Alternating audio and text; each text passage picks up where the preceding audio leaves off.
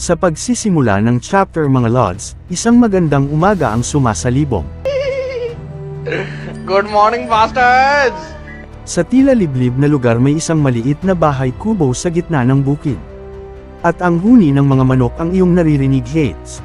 Sarap ng buhay pag ganito mga Lods. Sa pagpapatuloy tila bubukas ang pintuan dahil tila may siwang. At lumabas na ang ating bida, nag-iinat at humihikab pa at mahahalata mo na masarap ang tulog ng ating bida mga Lods, at ang mga manok ay kumutak sa sobrang gulat sa biglang paglabas ng ating bida. Habang tinatanggal niya ang kanyang mutis sa mata ay biglang may napansin siya at napatanjin sa malayo.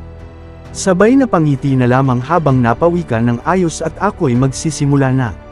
Sa malayo ang nakita pala ng ating diba ay isang walis tingting. Kinuha niya ito ng buong sigla at tila sumabay talaga nga naman ang araw, may palighting pa na shock tuloy ang manok sa na tila artista ang nakita. Habang nagwawalis ang ating bida ay nagpapakilala na siya ng ang pangalan ng ating bida ay ang kay isa siyang disipolo ng High Heaven Pavilion. At nagsimula ang ating bida mag-training 3 years ago, ngunit ang kanyang naaabot pa lamang ay tempered body 3rd stage. Iwan, ay pamilya mo pa. At masakit para sa akin yun at pinagtatawanan ako ng mga kasamahan ko sa High Heaven Pavilion na napakabagal ng aking pag-usad. At hindi daw yun normal na 3 years, nasa 3rd stage pa lang ako ng tempered body. Isa daw akong talunan. Habang tapos na sa pag-imagine si Yang Kai, napatingin siya sa langit kasabay ng mga manok at winika niya sa kanyang sarili na at ang mga nakatanggap naman sa akin na disipolo ay at katulad ko din ng level at umangat na ay umalis at nagpakalayo-layo na din naman. At samuli sa ibang sects. At wala akong choice sa pag-alis nila ay manatili at piliin ang paglilinis sa buong sekta habang nagpapatuloy sa pag-training. Dagdag pa ng ating bida, ang High Heaven Pavilion ay isang special dahil sa matitinding competition ng bawat disipolo. Mula sa ganitong mindset ng mga disipolo ay ang mga malalakas lang ang pwedeng mag-advance. At ang mga mahina ay mananatiling mahina at maaalis. Ang napakabigat na batas na ito ay matagal nang na-implement. At ang ibang sekta ay binubukas ang opportunity na makipagkaibigan sa mga malalakas na disipolo, ngunit ito ay hindi nag-e-exist dito. At kung gusto mo talagang makaraing sa pinakatuktok ay kailangan mong manapak ng kapwa mong disipolo. Aray ko po! I mean mga Lods, kailangan nilang magpalakas at makipaglaban sa kapwa nila disipolo upang tumaas ang rank nila. At ang High Heaven Pavilion ay may mga rules para sa mga disipolo tulad ng sa age na dapat 14 years old below, at hindi din sila tumitingin sa background.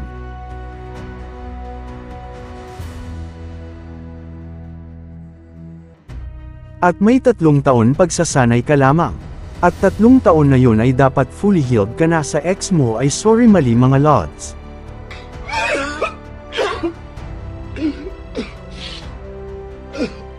Ay dapat fully sponsored ka na ng sekta at doon ka lang magiging required ma-train. At kung kaya mong mag-breakthrough ang tempered body stage sa loob lang ng 3 years ay ma-accept ka sa ibang renowned sects na meron kading admirable masters at magiging isa kanyang disipolo. Pero pwede ka mag-training ng ikaw lang kung gugustuhin mo naman. Ito ang mga kagandahan sa High Heaven Pavilion, ikaw mismo ang pipili ng iyong landas ng paglago at paglakas. Pero sa mga hindi maka-breakthrough ay puwersahang papaalisin at hindi na magiging trial disciples. At ang buong High Heaven Pavilion at consists ng 3,000 disciples at ang bilang ng mga trial disciples can be counted on one's hands. Ang pag-comfort sa sarili ko ay hindi sapat, kahit nalipasan ako ng gutom o lamigin man ako, wala naman may pakialam sakin. Habang nag-iisip ang ating bida ng ganito ay napahawak siya ng mahigpit sa handle na kahoy ng walis tingting. At gustong gusto na nila akong malis dati, at hindi ko nahahayaang maulit-ulit iyon. Tao lang din tayo, may mga kanya-kanyang pinag-aalayan ng buhay, may mga pinipiling mga bagay, may mga bagay na pinagsisihan din. At ang pagsuko sa mga bagay na yun ay wala sa bukabularyo ko. Pero bago tayo magpatuloy, don't forget to smash that like button, mag-subscribe ka na sa channel na to, at i-on mo na rin ang notification bell para lagi kang updated sa mga solid na recap na tulad nito. At biglang may dumating na mga kopodisipolo ni Yang Kai na patanjin si Yang Kai sa mga dumating at base pa lang sa kanilang aura ay alam na ni Yang Kai ang balak ng mga ito sa kanya. Nagsalita ang isa sa tila mga bully at may mayabang na ekspresyon ay ito pala si Yang Kai. Biglang tumahimik si Kai habang patuloy sa pagtawa ang mga bully. Habang ang ating bida ay tumahimik patuloy pa din sa pagmamaliit ang kapwa niyang mga disciples.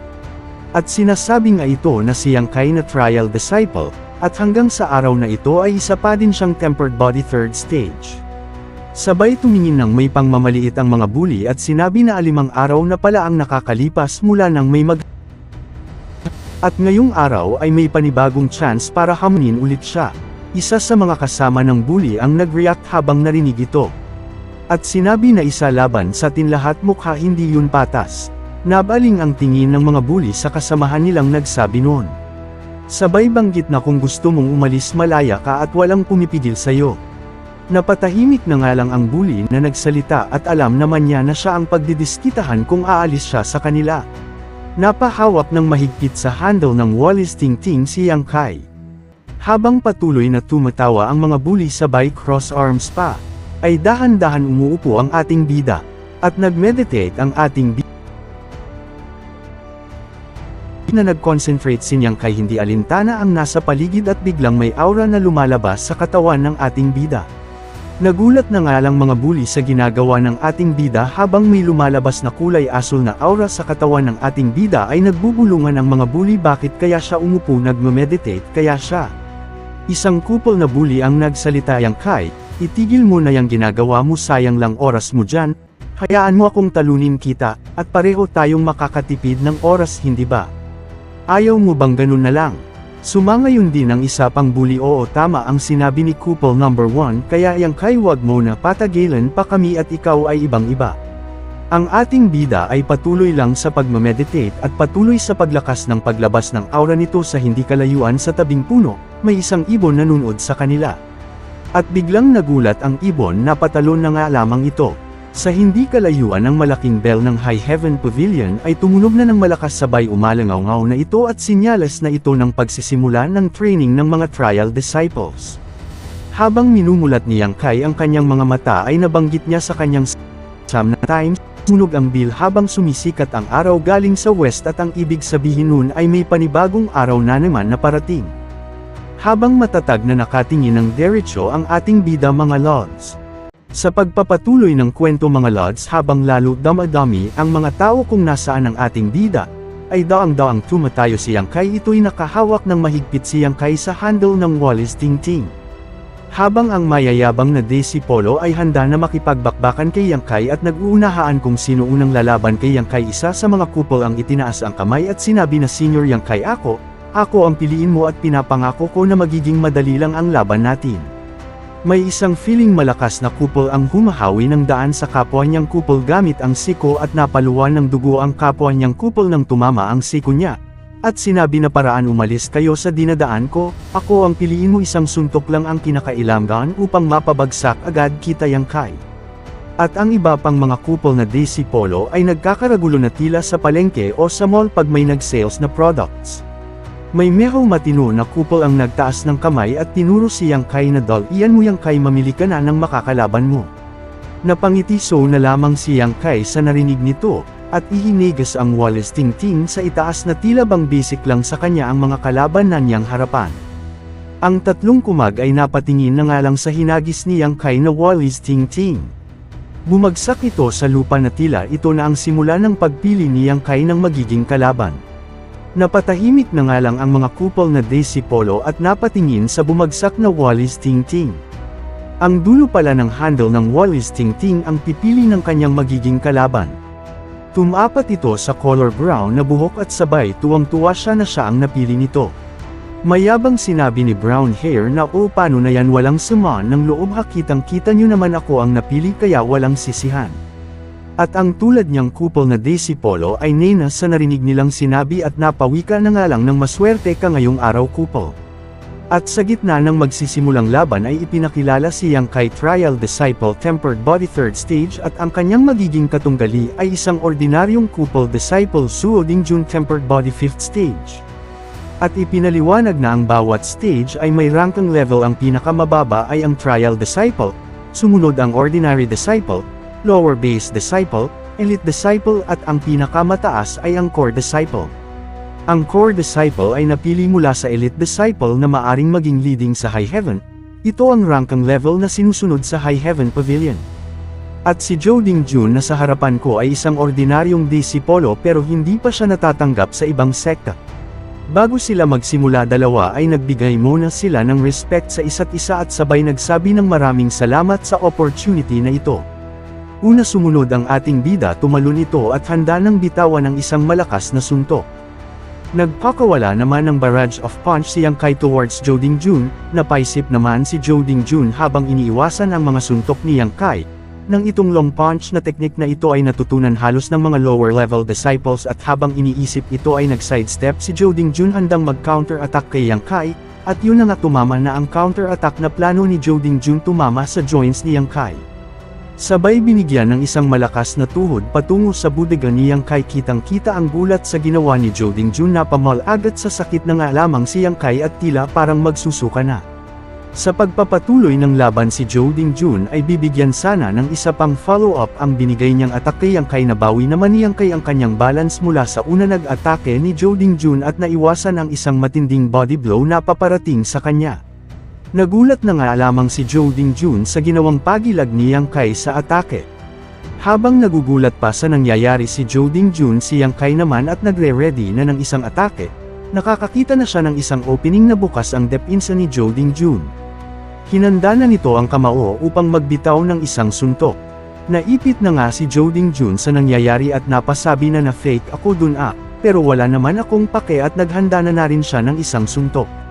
Nagsalubong ang kanilang mga kamao, makikita naman ang matinding puwersa sa suntok. Napatalsik na nga lamang si Yang Kai sa pag-clash ng kanilang mga kamao habang si Zhou Dingjun ay nakatayo at umuusok ang kamao. Habang tinitignan niya na may pangmamaliit si Yang Kai ay napasabi siya ng ang kanyang suntok ay napakabilis, ngunit ang akin naman ay napakalakas, kaya sa nangyaring clash sa aming kamao ako ang nakadamage sa kanya, at kung mababa lang ang aking level ay malamang siya ang nakatayo at ako ang napatalsik ng malayo. Nagpasalamat si Zhou Dingjun kay Yang Kai dahil hinayaan mo akong manalo. At nag-usap-usap ang mga couple sa gilid at sinabi na akala-akala niya panalo na siya talaga. Mukhang hindi pa niya siguro naririnig ang mga balita patungkol kay Yang Kai. Mukhang mas nagiging maganda ang laban. Napatingin na nga lamang si Zhou Dingjun sa kapwa niyang couple, at napasabing anong pinagsasabi nilang hindi pa ako nanalo, ang kailangan ko lang naman ay isang suntok upang matalo ko ito at manalo, tama naman hindi ba? At ayun naman sa rules ay Paud naman sumuko dahil hindi na makatayo of makalaban pa. Nagulat na nga lamang si Zhou Dingjun sa nakita dahil nakatayo pa si Yang Kai at sinabing isa pa. Tumalon ulit si Yang Kai pasulong na tila nothing happened lang ang nangyari kanina. At lumapag ito sa harapan naman ni Zhou Dingjun at handa nang tumama ang atake ni Yang Kai kay Zhou Dingjun, na paisip ito ng ito ba ay isang leg whip.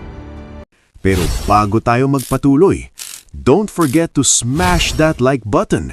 Mag-subscribe ka na sa channel na to at i-on mo na rin ang notification bell para lagi kang updated sa mga solid na recap na tulad nito. Napaalerto na nga lamang si Zhou Dingjun, at sinalaglang lamang ito ni Zhou Dingjun ang ginawang atake ni Yang Kai sa kanya. At tumalsik ulit Yang Kai dahil sa ginawa ni Zhou Dingjun, ngunit hindi naman basta-basta ang ating bida at tumayo at sinabi na isa pa ulit.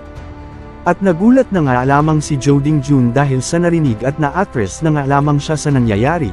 Sa gilid ang mga manunood na couple ay napasabi ng si Yang Kai ay nakakabilib din dahil hindi basta-basta sumusuko hanggang hindi siya mawalan ng malay, hindi ka basta-basta mananalo. At bumalik kay Zhou Dingjun na tila takot na takot sa nakikitang papalapit na naman si Yang Kai patungo sa kanya, at napawika na nga lamang si Zhou Dingjun nang hindi ako makapaniwalang ganito pala itong tao na ito, hindi sumusuko basta-basta. At dito lang nagtatapos ang chapter na ito, mga lods. Huwag niyong kalimutang mag-like, mag-comment, at mag-subscribe sa YouTube channel natin, at mag-follow sa Facebook page. Salamat sa panunood. See you sa next recap. Kung nagustuhan mo ang mga video na ito ka-T-Recap, don't forget to leave a like and subscribe, at i-hit mo na rin ang notification bell para updated ka sa mga bago pa natin mga video. Salamat at maasim na araw.